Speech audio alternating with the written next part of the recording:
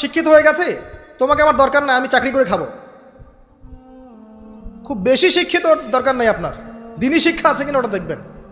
ফ্যামিলিস্ট মেয়েদেরকে নেওয়ার দরকার নাই, আপনি নেবেন ইসলামিক অনুশাসনে চলে এমন মেয়ে। এরপর যখন পরিবার স্টার্ট হবে, আল্লাহর কাছে বরকত চাবেন, বিয়েটা সহজ করে নেবেন। যে বিয়েতে খরচ যত কম, সে বিয়েতে আল্লাহর বরকত তত বেশি। হাদিস। অলিমা হবে, মাশাআল্লাহ, আপনার বিবাহিত জীবন মোবারক হোক, দোয়া করি। এরপরে দেখবেন উভয়ের মাঝখানে আল্লাহ পাক আপনাদের মাঝখানে ভালোবাসা ঢালবেন ইনশাআল্লাহ। সূরা রুমের মধ্যে আল্লাহ পাক বলেছেন, ওয়াজআলা বাইনাকুম মাওয়াদ্দাতা ওয়া রাহমা, আমি আল্লাহ স্বামী স্ত্রীর মাঝখানে ভালোবাসার ভ্রাতৃত্ব ঢেলে দিয়েছি। এটা আল্লাহ পাকের একটা আয়াত, নিদর্শন। এই ঢেলে দেওয়া মানে কিন্তু আবার সেই ঢেলে দেওয়া নয়। কথা কি বুঝতে পারছেন? আচ্ছা, তারপরে আসেন, এবার আপনি পরিবার গঠন করেছেন। এখানে আমি কয়েকটা কথা বলি যে উভয়ের মাঝখানে খুব চূড়ান্ত লেভেলের ভালোবাসা এটাই যথেষ্ট নয় পরিবার সুখী হওয়ার জন্য। পরিবারের মধ্যে এখন থাকতে হবে সলাত। কি থাকতে হবে ভাই? সলাত। পরিবারে থাকতে হবে কোরআন, পরিবারে থাকবে সুন্নাহ, পরিবারে থাকবে ইসলামী অনুশাসন, পরিবারে থাকবে খাস পর্দা। আপনার বউকে মানুষ দেখেই নাই, এরকম পর্দা।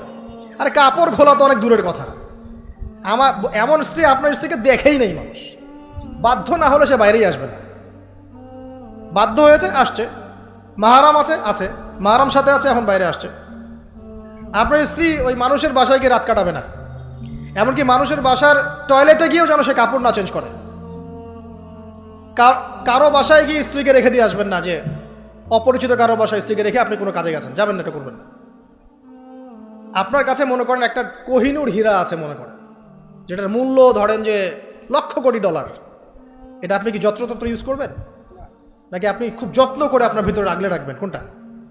ইসলাম এভাবে নারীকে সম্মানিত করেছে যে তারা আমাদের কাছে এত বেশি প্রেশিয়াস যে আমরা এভাবে যত্ন করে ওদেরকে ঢেকে রাখি।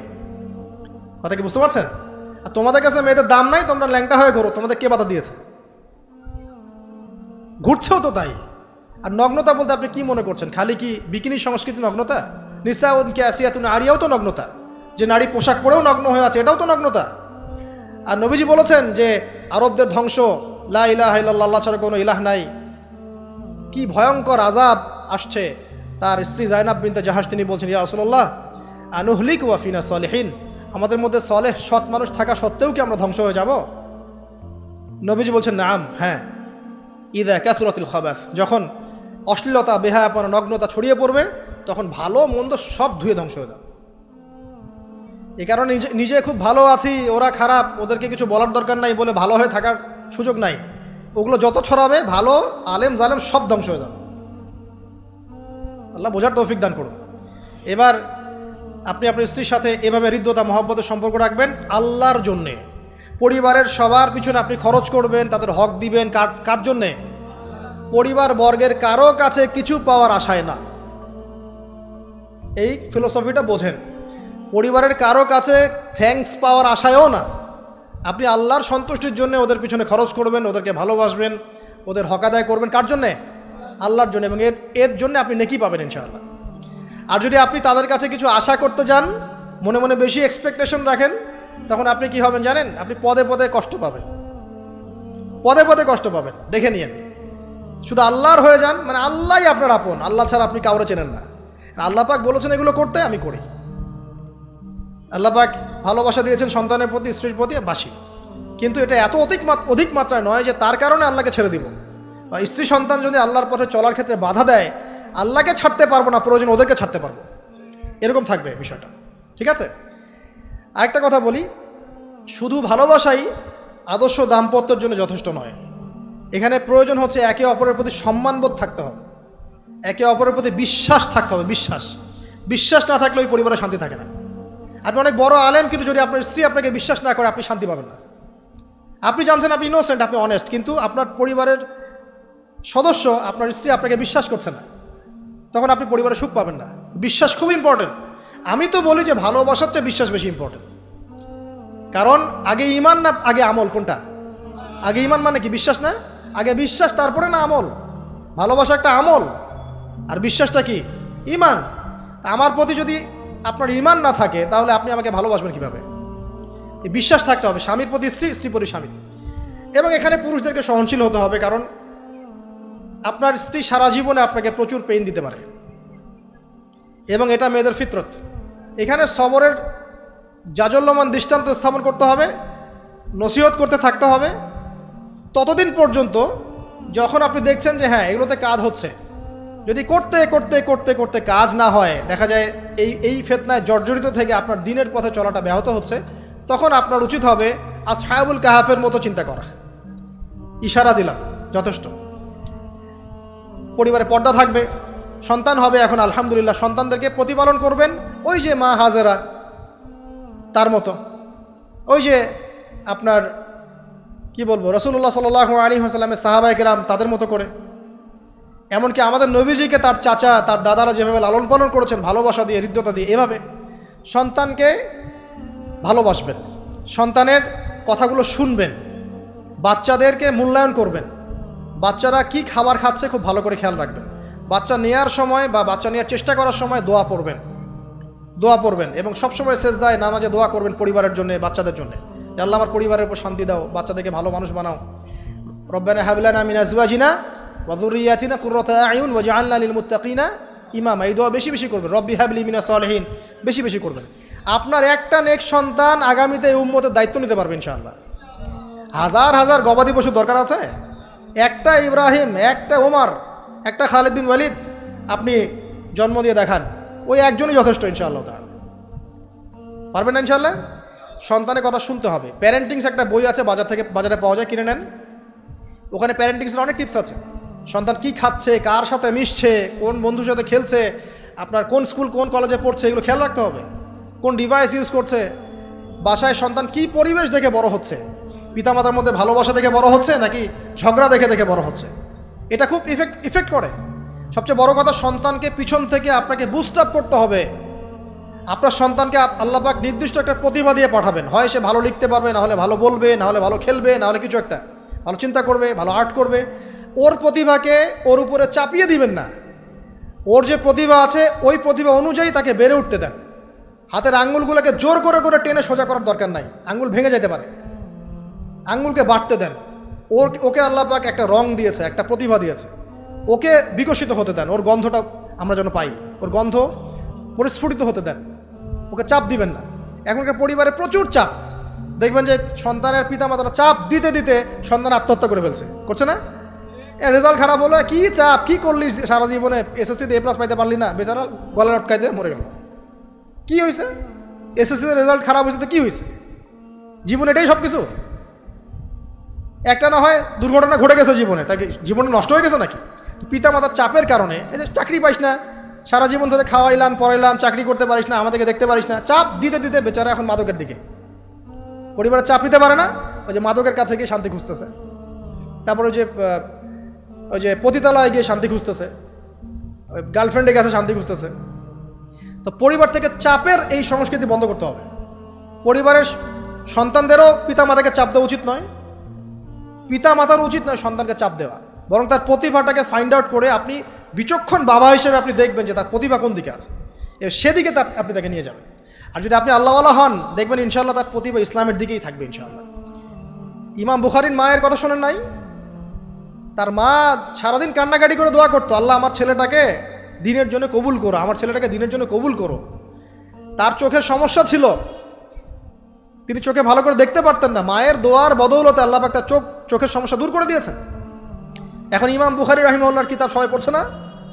একজন মায়ের তাড়না দেখেন, মা সন্তানের জন্য দোয়া করবে যে আল্লাহ আমার সন্তানটাকে দিনের জন্য কবুল করো, বাবা দোয়া করবে আল্লাহ আমার বাচ্চাটাকে দিনের জন্য কবুল করো। এই যে বাবা নূহের তাড়না দেখেন, ইব্রাহিম আলাইহিস সালামের তাড়না দেখেন, রব্বি হাবলি মিনাস সালিহিন, আল্লাহ আমাকে সুসন্তান দান করো। চাপ দিয়েন না, সন্তানের প্রতিভা অনুযায়ী আপনি তাকে বিকশিত হতে দেন, ইনশাআল্লাহ দেখবেন একদিন সে আপনার মুখ উজ্জ্বল করবে ইনশাআল্লাহ। আর চাপ দিলে কি হবে জানেন? অকালেই ঝরে পড়বে, অকালে ঝরে পড়বে, ওর মাইন্ডটা বিক্ষিপ্ত হয়ে যাবে, তখন পরিবার থেকে তার একটা দূরত্ব সৃষ্টি হবে। আর ওই সুযোগ শয়তান নিবে, খারাপ বন্ধুর পাল্লায় পড়বে, আয় গাজা একটা টান দে, আয় একটু ইয়াবা খা, একটু এটা কর সেটা কর, আস্তে আস্তে দেখবেন হারায় গেছে অন্ধকার জগৎ। অন্ধকার জগৎ একবার হারায় গেলে আর ফিরে পাবেন না। এটা কি প্র্যাকটিক্যাল কথা না ভাই? মেয়েকে চাপ দিবেন, দেখবেন যে বেঁকে বসছে। যদি ছোটবেলা থেকে মেয়েকে আপনি সুন্দর হিজাব পোশাক তরবিয়ত দিতে পারেন, এই মেয়ে বড় হয়ে ইনশাল্লাহ বেলাইনে যাবে না। কিন্তু ছোটবেলা থেকে ওকে যদি আপনি নায়িকাদের মতো মানুষ করেন আর বড় হয়ে পস্তাবেন আমার মেয়ে কেন ছেলের হাত ধরে পারা গেল, এটা তো আপনার জন্য হয়েছে। ছোটবেলা থেকে এই সন্তানের অনুশাসনটাকে ঠিক করতে হবে। ওই যে বললাম, পিতা মাতা যদি দিনদার মুত্তাকি পরেজগার হয় তাদেরকে দেখেই সন্তান শিখবে। আমরা যখন সেজদা করি আমাদের ছেলেমেয়েরা পিঠে উঠে আসে না? ওরাও দেখবেন সেজদা করার ট্রাই করে না? মসজিদে নিয়ে আসেন বাচ্চাকে, দেখবেন ও দেখে দেখে দেখছে যে কি করছে এরা, কি করছে। ও তখন নিজেও একটু হাত বাঁধার চেষ্টা করে, এমন করে দাঁড়া থাকে, খেয়াল করে নাই? হাত তুলে। বাচ্চারা দেখে শিখবে, পরিবারে দেখে বাচ্চারা শিখবে যে পিতা মাতা কেমন, কিভাবে কথা বলে, পিতা কেমন করে মায়ের সাথে কথা বলছে, মা কেমন করে পিতার সাথে কথা বলছে, সে ওইভাবেই কথা বলবে। যে পরিবারে ওমরের মতো পিতা আছে ওই পরিবার কি খারাপ হতে পারবে? যে পরিবারে হাজরা আলী হাসলামের মতো মা আছে ওই পরিবার খারাপ হতে পারে? তো প্যারেন্টিংটা ঠিক করতে হবে। নৈতিক আদর্শের সাথে তাদেরকে ভালো খাবার দিবেন, খাবারের ব্যাপারে সচেতন থাকবেন। কার্বোহাইড্রেট পাচ্ছে কিনা, প্রোটিন ঠিকমতো পাচ্ছে কিনা, ভিটামিন পাচ্ছে কিনা, হ্যাঁ, ও পরিষ্কার পরিচ্ছন্ন থাকছে কিনা, পরিবারটা থাকবে নিট অ্যান্ড ক্লিন, চকচকা। এখানে যেন মানে আর বলে না যে পবিত্রতা ইমানের অর্ধেক, হাদিস আছে না? মানে পরিবারগুলো হবে নিট অ্যান্ড ক্লিন, ঝকঝকা, রুচিশীল। এখানে যেন নোংরা বিষয় না থাকে, নোংরা আবর্জনা, বাথরুম ঠিক নাই, এটা ঠিক নাই, এমন না, ঝকঝকা পরিবার। আপনার সামর্থ্য অনুযায়ী আপনি করবেন। কারণ পরিচ্ছন্ন না থাকলে বাচ্চা কাচ্চা অসুস্থ হবে বেশি। অসুস্থ হলে পরে আপনার পেরেশানি, ওরা খাবে না ঠিকমতো, রুচি ঠিকমতো থাকবে না, বারটা ঠিক বাড়বে না ঠিকমতো। তো পরিচ্ছন্নতার সাথে সঠিক খাবার, সঠিক প্যারেন্টিং, ইসলামিক তরবিয়ত এবং তার উপর চাপ প্রয়োগ না করে তাকে তার প্রতিভাটা বিকশিত হতে দেওয়া। চাপ প্রয়োগ না করার মানে এই নয় যে আপনি শাসনই করবেন না। পরিবারের উপর শাসন লাঠি থাকবে, কিন্তু ওটার যত্রতত্র প্রয়োগ করবেন না। যদি আপনি একদিন খুব বেশি পিটায় দেন তারপর থেকে আপনার সন্তান আপনাকে ভয় পাবে না। কিন্তু আল্লাহ পাক কোরআনের জন্য বারবার একটা সাইকোলজি অ্যাপ্লাই করেছেন যে জাহান্নামের শাস্তি কিন্তু দিব, শাস্তি কিন্তু দিব, শাস্তি কিন্তু দিব। এই যে ভয়, আমরা কিন্তু ভয়েই জাহান্নাম থেকে দূরে আছি। তো এটা একটা সাইকোলজি। এভাবে পরিবার এগিয়ে যাবে ইনশাল্লাহ। সন্তান বড় হবে, আপনি মিরাস, সন্তানের মিরাস ডিস্ট্রিবিউট করবেন, যার যার হক তাকে তাকে দিবেন। তারপরে পরিবারের মধ্যে আর কয়েকটা বিষয় জাস্ট শেষ করে দেই, যে পরিবারের মধ্যে নিয়মিত কোরআনের চর্চা থাকবে। সন্তান সন্ততি তারা ইসলামিক অনুশাসন পাচ্ছে কিনা, ইসলামিক পড়াশোনা করছে কিনা খেয়াল রাখতে হবে। যদি জেনারেল লাইনেও পড়ে তারপরেও আপনি ইসলামিক টিচার দিয়ে হলেও, মাদ্রাসায় পার্ট টাইম মাদ্রাসা দিয়ে হলেও কোরআন শেখান, হিফজ করান, ওকে এদিকে করে তোলেন, ওদিকে করে তোলেন ইনশাআল্লাহ। আমরা এমন প্রজন্ম যাচ্ছি না যারা এককেন্দ্রিক, আমরা যাচ্ছি এমন প্রজন্ম যারা কোরআন সুন্নাহকে হাতে নিয়ে ওয়ার্ল্ডকে ডিল করতে পারে, ওয়ার্ল্ডকে চ্যালেঞ্জ করতে পারে। এই চ্যালেঞ্জ করতে হলে আপনাকে সব ধরনের জ্ঞান অর্জন করতে হবে। খেয়াল রাখেন পরিবারে যেন ফ্রি মিক্সিংটা না আসে, পরিবারে যেন এই যে নারী পুরুষের অবাধ মেলামেশা না আসে। বেশিরভাগ ধর্ষণ হয়েছে বাংলাদেশে কাছের মানুষদেরকে দিয়ে, চাচার মাধ্যমে, মামার মাধ্যমে, কাজিনের মাধ্যমে, খালাতো ভাইয়ের মাধ্যমে, ফুফাতো ভাইয়ের মাধ্যমে, কাছের মানুষদের দ্বারা বেশি রেপ হয়েছে বাংলাদেশে। জরিপ পরিসংখ্যান দেখেন। অতএব ইসলাম যে বলেছে পর্দার বিষয়, এটা এমনি এমনি বলে নাই। ও কাজিন হয়, ওর সামনে এত ইয়া করার কি আছে, এইসব কনসেপ্ট চলবে না। পর্দাটা একদম ম্যান্ডেটরি। পরিবারের সালাম, পর্দা, অনুশাসন, এটা ম্যান্ডেটরি বিষয়। না খেয়ে মরে যান তাও পর্দা ছাড়া যাবে না। মানে বিষয়টা এমন স্ট্রিক্টলি নিতে হবে। যদিও বা বাধ্যগত অবস্থায় আল্লাহ পাক আপনাকে ছাড় দিয়েছেন, কিন্তু আপনাকে এইভাবে শক্তভাবে ধরতে হবে। আল্লাহ পাক তৌফিক দান করুন। এর পাশাপাশি কিছু বিষয় বলবো যেগুলো মোটেই পরিবারে ঢোকানো যাবে না, এটা বলে শেষ করছি 2 মিনিট। 1, পরিবারের শিরক ঢোকানো যাবে না। শিরক কি কি, কত প্রকার, এটার জন্য কিতাবুত তাওহীদ নামে একটা বই আছে, পড়েন ইনশাল্লাহ পারবেন। পরিবারে বেদাতি আমল ঢোকানো যাবে না। 2, 3, পরিবারে হারাম রিজিক ঢুকানো। পরিবারে হারাম রিজিক ঢুকবে, ওই হারাম রিজিকের মানে টাকা দিয়ে আপনার রক্ত মাংস তৈরি হবে, এই রক্ত মাংস কিন্তু আল্লাহর অনুগত হবে না, ইল্লা মাশাআল্লাহ। হারাম রিজিক থেকে দূরে থাকতে হবে। পরিবারের মধ্যে ক্রন্দল যেন না থাকে, এই চেষ্টাটা আপনাকে করতে হবে। বললাম তো, এটা অ্যাভয়েড করার জন্যে আপনি আল্লাহর হয়ে যান, নসিহত করেন, হাজার নসিহত করেও যদি কাজ না হয় আপনি নিজে আসহাবুল কাহাফ হয়ে যান, তাও ভালো। পরিবারের মধ্যে অপসংস্কৃতি যেন না ঢোকে, পরিবারের মধ্যে অশ্লীলতা যেন না ঢোকে।